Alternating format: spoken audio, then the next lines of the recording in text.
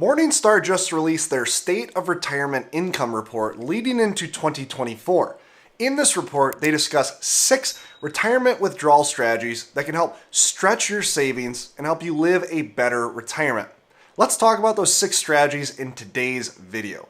Now, this paper has a lot of interesting commentary. It's published every November and previews the next year ahead, updating asset return expectations, and in general, focusing deeply on income planning for retirees. In this year's report, there was a focus put on 2 key areas that I was happy to see.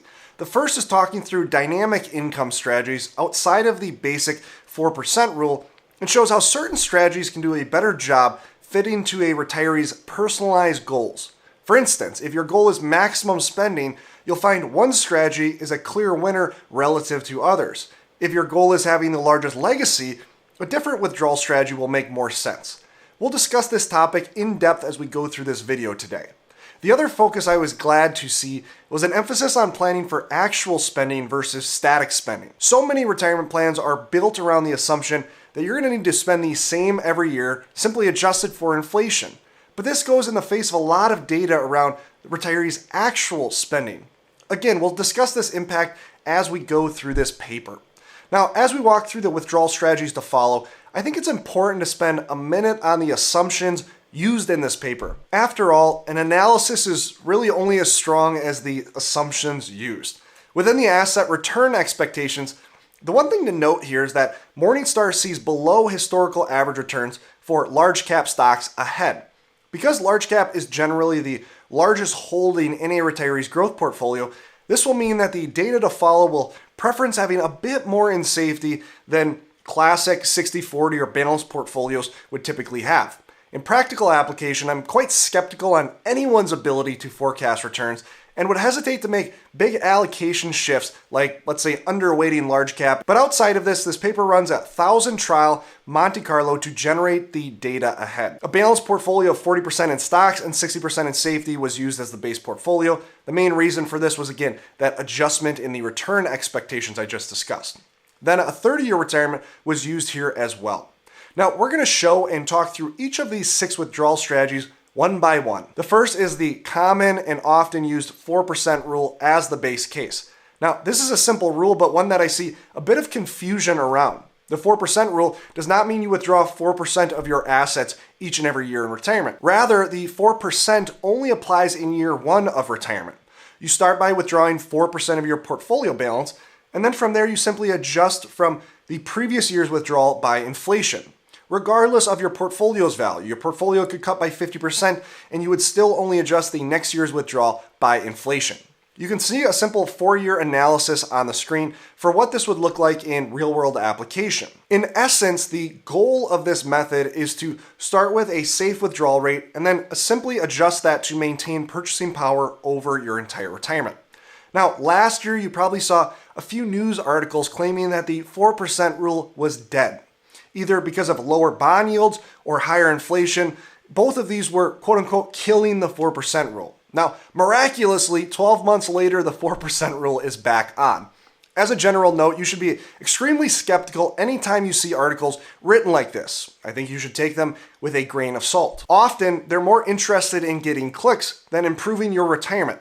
Keep in mind what exactly the 4% rule is and how it was originally found. The 4% rule was established in the mid-90s and was based on a worst-case scenario historically, meaning if you had the worst timing possible to begin your retirement historically, you would have been able to spend at least 4% starting out and then make it last through a 30-year retirement. The average withdrawal rate was around 6%. The highest withdrawal rate in this given situation was around 9.8%. So to say the 4% rule is no longer valid, you are basically saying that we are expected to see a new worst-case scenario. That is a big, weighty prediction to make, and I think the idea of lowering the 4% rule is thrown out far too often. The current 4% rule was set during a time when we saw both bad stock market performance, bonds losing to inflation, and inflation above 5% for a 30-year retirement. Now, a new worst-case scenario will likely be set at some point in the future, but it will be unlikely anyone will be able to predict it at the onset of retirement. The next withdrawal strategy is one that is as safe as you can get. It has a 100% success rate over 30 years. It would increase your spending by 15% from the base case. and that would be using a TIPS ladder and ladder out all 30 years worth of income need. You would take zero market risk with this strategy, but also worth noting that you would have $0 left at the end of those 30 years. And so if you ended up living more than 30 years, you'd be only living off Social Security at that point in time. But let's talk about what TIPS are. TIPS are inflation-protected treasury securities and are made up of two components. The first component is your par value. Think of this kind of like your principal. This is the inflation-protected piece and will be based on changes to CPI-U. The second part of this bond is the coupon rate.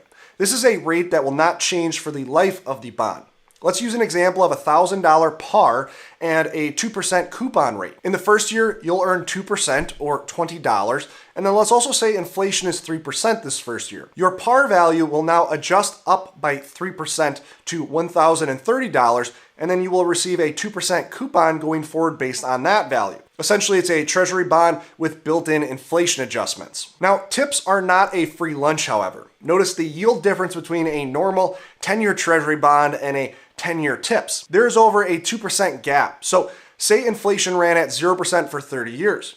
You'd be better off building a ladder of normal treasuries rather than TIPS. But these TIPS can be used as a simple and safe way to guarantee an inflation-protected level of income. Based on the data in this paper, you'll be able to take a starting withdrawal of 4.6% rather than just 4% for a 15% raise.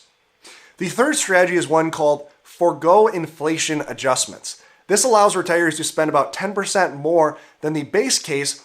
It leaves a similar median ending portfolio, but does introduce some small spending volatility. But what does this strategy look like in practice? What exactly does this mean to forgo inflation adjustments? Well, it's very similar to the 4% rule, but with one key difference.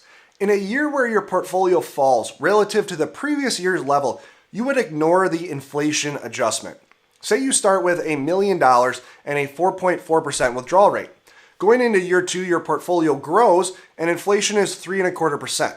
So you make an inflation adjustment, but in year two, let's say your portfolio falls from the previous year's level. And so in this case, inflation was 2%, but you would ignore this inflation adjustment as a safety precaution of sorts. Now, the drawback here is that inflation adjustments that are missed are never made up again. They're never added back in. So a string of a few losing years with higher inflation can mean that you have far less purchasing power in a potentially big way. Next, we have the required minimum distribution method. And this is an interesting one where I believe the context is ultra important. First, let's summarize the results. A retiree would be allowed a 4.4% starting withdrawal rate, assuming this retiree starts retirement at age 65. This method would give a retiree the highest lifetime withdrawal rate, which means it nicely maximizes spending alongside the growth of spending. But income volatility is highest in this method. The money left at the end is the lowest in this method because of that high lifetime withdrawal rate. So now let's talk about exactly how this strategy works. If you pull up the single life expectancy tables, you will see a list of ages and a factor right next to that age. If you take 100 and then divide by the factor for that given age, you will get the withdrawal rate for that year. Said differently, you can take your portfolio and divide by that factor, and you will get your allowable withdrawal for that year. You calculate out your withdrawal the same way you would your normal RMD once you reach those ages. This method completely ignores inflation adjustments. On the screen, I have 4 years showing the income difference and the volatility of income. Now, the underlying RMD withdrawal rate will steadily increase as a percentage each and every year as you age. The older you are, the more you're able to take from your portfolio on a percentage basis. But because of this, portfolio volatility is really what will control the income volatility. From years 1 to 2, this retiree sees an almost $6,000 increase, only to have that amount fall by about $3,000 the next year. If a retiree were to make it into their 90s, they would see an over 15% annual withdrawal rate. Now, let's step back for a second and think about the context around this method. First, I think the income volatility for anyone can be quite jarring. Now, to smooth out this volatility, I think a retiree will be biased towards a safer, slower growing portfolio, one that's a little bit more dependable. This may actually cost them in the long run as they, let's say, put all of their money in bonds.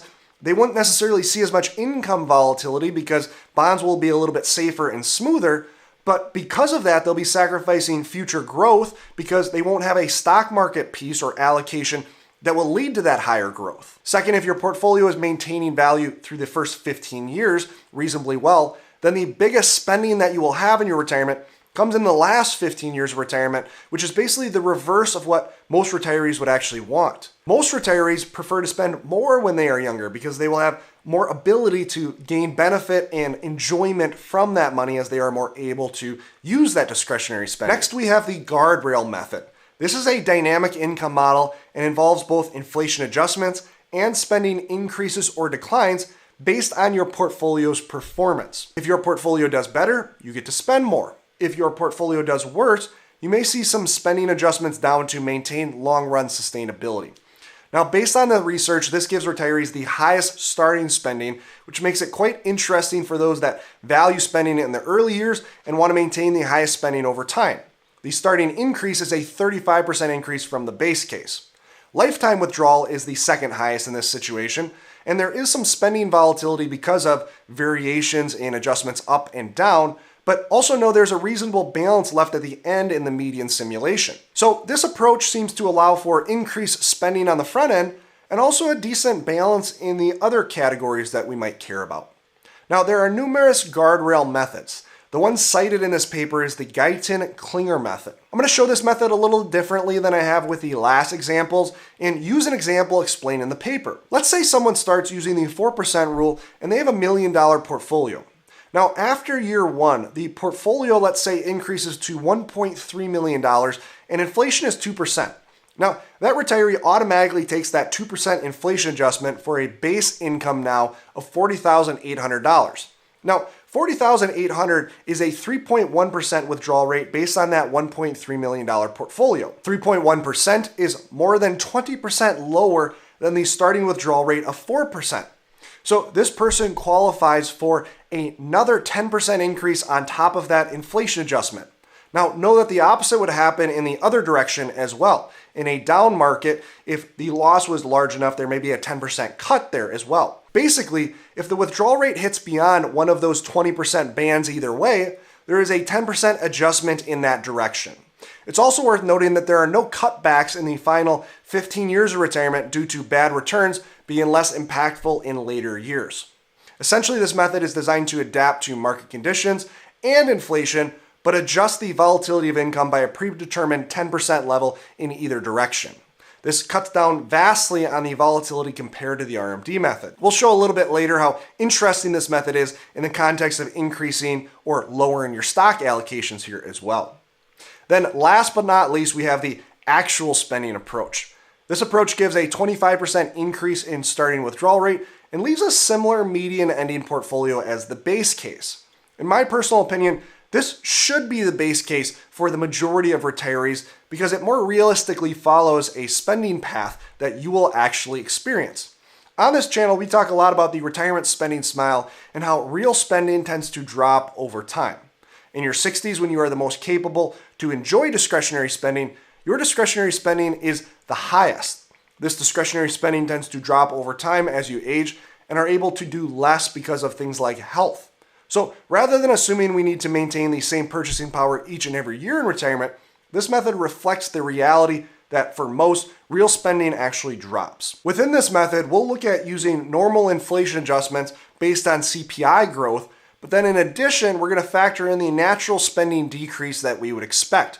We basically want to adjust this inflation number by that adjustment relative to that decade. These adjustments are based on research from the Employee Benefit Research Institute, and for the first decade, this adjustment would be 1.9%, and it would change in the second and third decade within this analysis. So this method follows the 4% rule path, with the only variation being that additional inflation adjustment that we would add in. Again, in my opinion, this should be the base case for most retirees and has the added benefit of allowing for larger spending in that first decade of retirement, when retirees will, as we've talked about, I think find the biggest pleasure out of that spending. Now, let's talk through some summary data to give more context around these strategies by, let's say, adjusting the equity allocation. First, we start by looking at the starting withdrawal rate. Know that as you increase equity allocation, your guardrail withdrawal rate increases to a point of a 60 to 70% stock allocation. At this point, the increase from the 4% rule would be nearly 40% in terms of your starting spending. As you will have less stock allocation, the actual spending method actually wins out in this scenario. Next, we will look at the highest lifetime withdrawal rate. The RMD method wins out in this situation, but again, remember that the biggest spending and the reason this lifetime withdrawal rate is the highest is because the biggest spending will happen later in retirement, which is going to be less ideal for most. In second place, we see the guardrail method win out across the board. So if spending is most important to you, I highly recommend considering a dynamic strategy. Third, we'll look at income volatility. Again, income volatility will be highest for those dynamic methods. This is both a feature and a bug. Dynamic strategies are meant to, on average, improve outcomes by adapting to market environments. When the adjustments are increases, this is fantastic. When the adjustments are decreases, it's a little bit more difficult to manage. Now, note the RMD method, as already explained, is the highest and very difficult to handle the large portfolio swings that will then lead to the large income swings as well. Then finally, highest ending balance is the highest in the base case and forego inflation adjustment methods. As we talk about each of these methods, you should step back and consider what is the primary goal of your retirement plan. If your primary goal, let's say, is the largest ending portfolio value, then the method you use is less important than making sure you're consistently underspending from your portfolio. This is basically what those two methods that win out on this screen end up doing. As we saw, the 4% rule gives you the lowest starting income of all methods, so the reason it has the highest ending value is largely because you spend less over time. No method is going to win in all categories, so choosing a method that fits your goals is going to be most important here. Then finally, I want to leave you with two ideas that aren't included in this paper that I think will add to these 6 strategies. First, I would love to see some data point added to this analysis that is tied to the utility of income in given years. Now, what do I mean here? We know that not every dollar of wealth is equal, despite that dollar of wealth being worth, well, the same $1. Now, let me give you an example of what I mean. The first $100,000 of wealth that you make is extremely valuable to you. It has very high utility. It means you now have an emergency fund and can withstand unexpected expenses. $100,000 can also start to compound and grow in your favor to larger and larger amounts over time. Now, what if we take the same $100,000, but now we look at that $100,000 increase from $5 million to $5.1 million? That $100,000 is far less valuable at this point. Most people in this situation will barely notice that $100,000 increase and will certainly get far less enjoyment from that $100,000. So the utility of wealth on an absolute basis changes. Well, utility of wealth should also be measured based on age, in my opinion. Spending $100,000 at age 60 will give you vastly different utility or pleasure than spending $100,000 at age 90. And so higher spending on the front end of retirement should be preferred to larger spending on the back end. Said differently, the guardrail method should be preferred by most relative to the RMD method, even if the total spending throughout retirement was the same. The actual spending method should be preferred to the base case method, even if the total spending was the same, because spending earlier is more beneficial for most. The other point I want to note is that all of this data should be coordinated and ran on an individual basis. Most retirees have Social Security. How does the timing of Social Security change the data that we presented? Further, certain strategies can be combined for even more interesting results.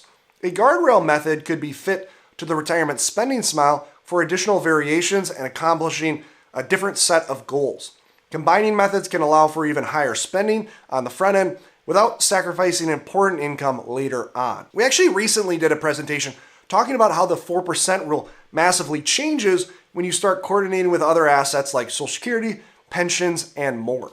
You can click here to learn more, but I hope you found today's content informative and hopefully allows you to build a more personalized retirement plan that accomplishes the goals that you have. Always remember, you don't need more money, you need a better plan. Thanks for watching. We'll see you in the next video.